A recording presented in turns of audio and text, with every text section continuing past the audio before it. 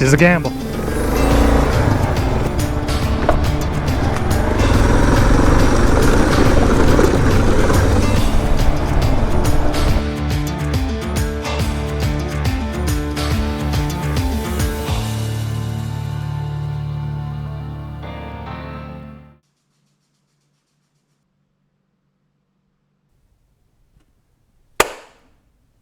There we go. Well, it is that time once again. It is time for the annual big trip. And this year's big trip is going to bring us to Nova Scotia. And you might be thinking, wait a minute, we just did Nova Scotia last year. Well, you know, technically we did. And I mentioned this before in another channel update a long time ago. But I feel like we did Cape Breton. And for me, Cape Breton is incredibly different from Nova Scotia. So that's why I kind of wanted to separate the two and just kind of explore both, because both I feel have two different complete energies to them. And I really found that we tapped into a lot of the excellent folklore in Cape Breton, but now it's time to tap into the mystery of Nova Scotia. So the first start of any good trip is planning, so let's take a look and see what we're up against here. The way this is going to shake out is on day one, we're going to take and come across the Confederation Bridge. And I'll tell you right now, day one is not going to come easy at all. We're going to tackle the Chignecto Ship Railway. And that's the first cool little secret that I'm going to take a look into as far as our Nova Scotia trip is concerned. I'm really excited about it. I'll save it for the video that's coming up. From that, we'll end up getting out towards Oxford area. And from Oxford, we'll be moving into the Truro area here too. Once we get to Truro, that'll be pretty much the end of our day. And the first night will be a wild camp deeper inland. So after our night in the woods near Truro, we're going to end up starting to move along the northern coastlines of Nova Scotia. And the way we're going to do that is going to be kind of unique. What I was looking at online was a lot of Wikiloc trails that take advantage of the Trans-Canada Trail, which is the railbed line. And the railbed line here in this area in particular runs all the way along the coast, just the perimeter of this large peninsula mass in the southern part of Nova Scotia. So it hits up all of the Annapolis Valley and comes all the way through Yarmouth, Shelburne, Queens, and really gets that whole South Shore aspect out of it. And I've been seeing a lot of information online about this.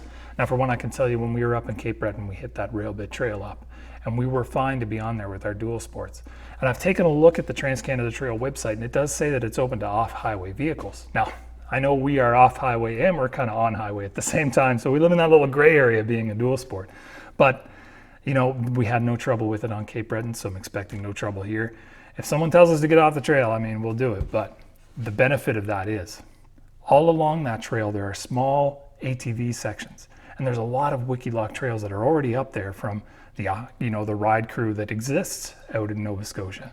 So we're going to leverage that a little bit. If we end up getting a little bit bored on the railbed trail, we'll dive into some of those ATV, four-wheeling trails, snowmobile trails, just to shake things up a little bit. But you know what? The way I've seen the railbed trail go already, it kind of looks like it's already shaken up a little bit. It doesn't always just stay to that fine gravel. Sometimes it gets a little bit choppier. Now, let's get back to the route plan here a little bit. Once we come away from Truro, we're going to be moving up into the Hants area, going up along the top coast. And like I mentioned, there's a little bit of a snowmobile trail that we're going to be looking for. From there, we'll get to our second objective, which is going to be Grand Pre. After Grand Pre, we hit up that Trans-Canada Railbed Trail right away, and we drive all the way along it to get to Annapolis Royal. From Annapolis Royal, we're going to start moving our way down towards Yarmouth. And then we're going to get into Shag Harbor. And that, Island Riders, is our #1 mission objective for this year's trip. Back in the late 1960s, there was a really weird occurrence that went down in Shag Harbor. People saw a UFO, and it was a legit UFO, unidentified flying object. I'm not going to say it's aliens or anything like that, but man, did it ever reek of some spookiness. The thing that really piques my interest about this is not the fact that there's a UFO sighting. I mean, Prince Edward Island has a ton of UFO sightings, and there's UFO sightings everywhere. But it's the reaction to this one that really piques my interest. It tells me I think that there's a little bit more going on with this one in particular. I'll go into a little bit more detail as we ride along through this, and I kind of tell the story as we go through. But suffice it to say, is in most cases with UFO sightings, they're kind of things that are swept under the rug.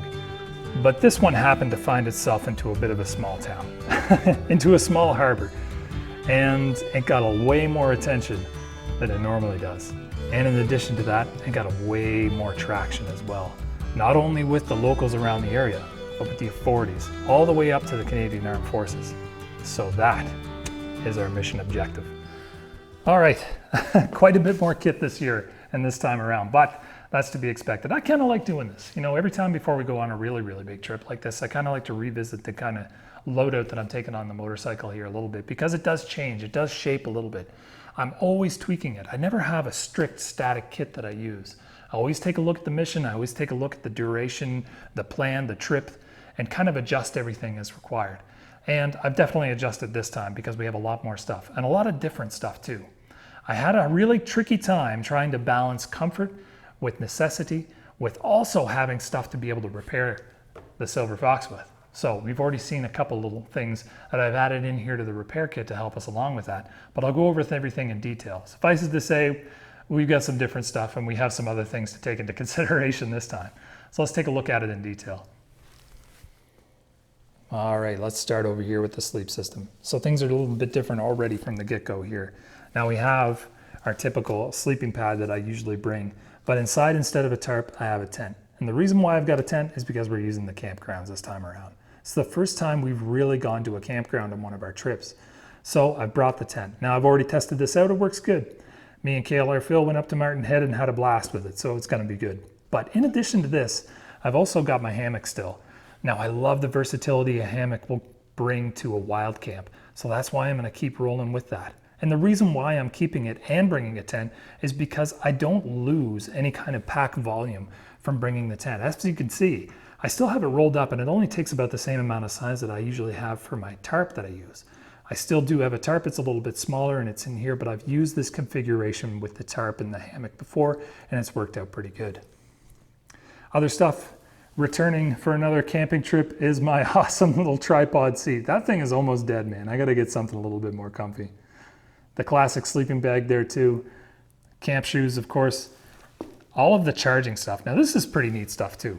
So in addition to all the things that we're going to be bringing along, I need to take care of all of the camera equipment and all the gadgets that we're bringing. Now I've already taken care of the electrical side of things by adding a distribution system right up to the top of the motorcycle there. So we're covered that way. But in addition to that, I wanted to bring something a little bit more versatile for energy storage. So this is a really cool thing I found on Amazon. Who knows if it works? It's allegedly with a capital A solar powered.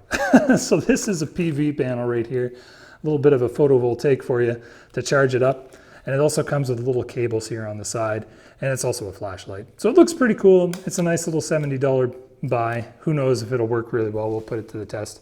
If not, I still have the distribution. We're good to go. Of course, favorite hat is coming along for the ride. This is my next of skin. I've got one change out here, plus extra underwear and socks, of course. Bug spray, gotta have it. This here is just a visor cleaning kit. And also, I brought the flip-flops. Why? Because I've heard there are showers at campgrounds, and that's a good thing for me. A wash kit here as well. You've seen this before. This is a really cool one. For those who don't know, this is actually a wash basin as well. Also for campground stuff, a really cool new towel. Now I usually bring a small hand towel with me when I do the wild camping side of things, but this one's actually quite large and it's actually quite light, so it dries up really well. And I think it's the only Sea to Summit stuff that I own. So splurging maybe, I don't know. Oh, and this is the secret sauce, Body Glide. Now this is like an anti-blister, anti-chafing thing. And you just rub this on the nether regions here and you can ride for days. I've been using it for years now, both in the military and for riding on these long trips, and it's been excellent. Sunglasses, of course. Down here, we're getting into some of the repair stuff that's changed. So now you see I've got a brand new repair kit. This is way more robust and includes tire irons. And it has a patch kit. It also has some electrical kit in there to help fix any kind of weird electrical gremlins that might come up. But I also have a tube. This is a front tire tube, and it's a heavy duty one. Now I've only got the one, and the reason why is because I wanted to bring the bigger of two. And I find that tire issues happen a lot to the front. You know, whenever I've been seeing people lately, you know, have issues with tires or punctures, it seems to be at the front. So I picked this one up. Bringing two is just way too much space, at least for right now. Maybe I'll change that up and find some space later on. In addition to all that, we got some tire slime. I might make Brandon carry this. I don't know. We'll see how he feels about that. It's emergency stuff for sure. But I will say I did practice changing out a back tire and taking the tube out and then patching it up with a patch kit. Oh, that cricket. He's back again. Oh, that cricket. I have to get him some of these days. He was here last time I did a kit check before our big trip. Oh, well, maybe that's good luck then. Oh, what else do we got? Paracord, of course. We got our bungees here to help us set up our improvised shelters when we get into the wild camp. That's going to be great. Never know when you need a good strap for hauling somebody out of the mud, that's for sure. Pioneer tools, a machete. We are going to be processing wood. I'd like to have some fires in the campground. Maybe even in a wild camp. If I can get a good water source, that'd probably be awesome. And then on to the cooking kit. Look at the size of this. Got all sorts of stuff now. Now I did start out with a small pots and pans kit this season, but I've added on to it. We've got extra fuel. We've got a stove burner that looks pretty good. Handles pretty well too. I've used it a couple times already.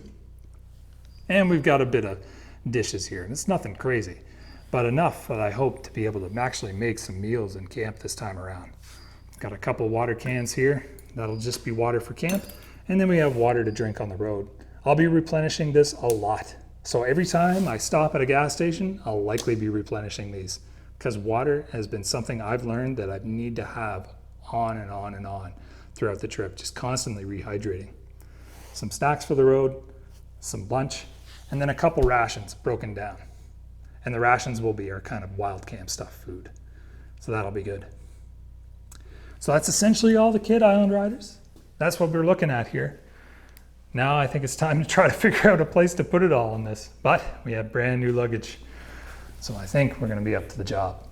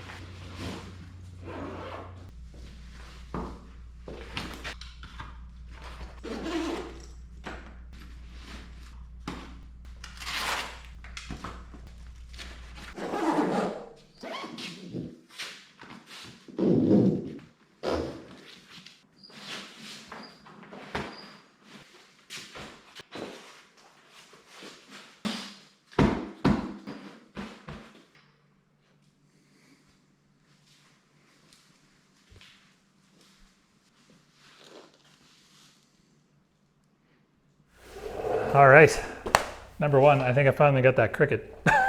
It was sitting in one of my little traps that I had for it. I got him, he's done.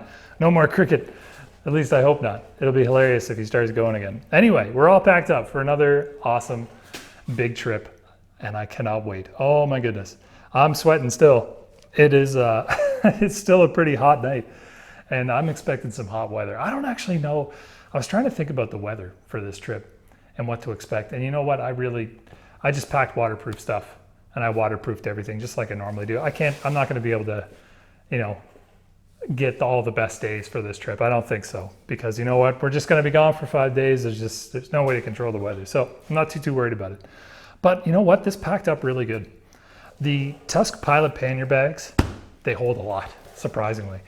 Combining those with my top bag, I still have a lot of space. Believe it or not, within this system, I've still got a lot of space left to go. And that's gonna be great for bringing in supplies to camp, just before, especially with wild camping, when we head into town and we grab our supplies and then we head out into the woods, I still got a lot of room left for that, which is gonna be excellent.